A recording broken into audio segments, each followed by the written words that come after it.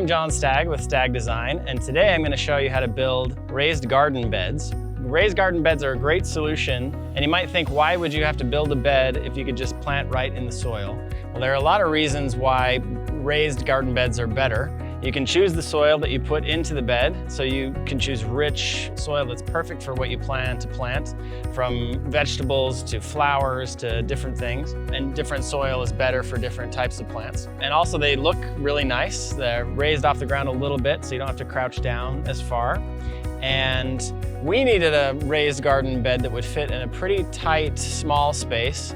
We have this flower bed here that's only about 2 feet wide at its widest. So we needed something that would fit that type of application, and we found a great option at Home Depot. So the tools you'll need for this project are a rubber mallet, a drill or screwdriver for a few screws that need to be attached, a shovel for the soil and for planting, and basically just a gardening set of gardening tools and a hose to water.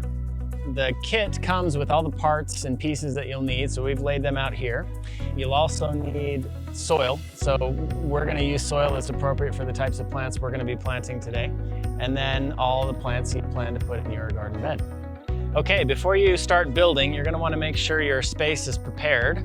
So we've done that already. It's all flat and cleaned up. We had to remove some leaves and rake some dirt around, but now it's flat and ready, and we're going to start building. Okay, so we've laid out all the pieces. I'm going to try and fit this in between the 2 fence posts, which required that I cut down a few of the long pieces and add a joint to the ends to allow them to fit. So it was about a 4-inch reduction in the length of the beds. So that's what's nice about buying a kit, is you can have most of the work done for you, and if you need to modify it, it's just a little bit of work to make it more of a custom fit. So now we're going to put the beds together, and it's a very, very simple installation. You basically use these as corner pieces and slip them right on and put them in place. So let's get to it. Okay, the last step is to add these decorative caps. I just drilled a quick pilot hole, and I'm now just gonna screw it in. Okay, we've completed our raised garden beds. I'm really excited about how they turned out. It was really fast and easy to assemble, as you saw. We're really excited about this rich soil that we've been able to add into the raised garden beds. If you compare it to the soil next to it, the existing soil wouldn't be great for growing vegetables or really productive flowers.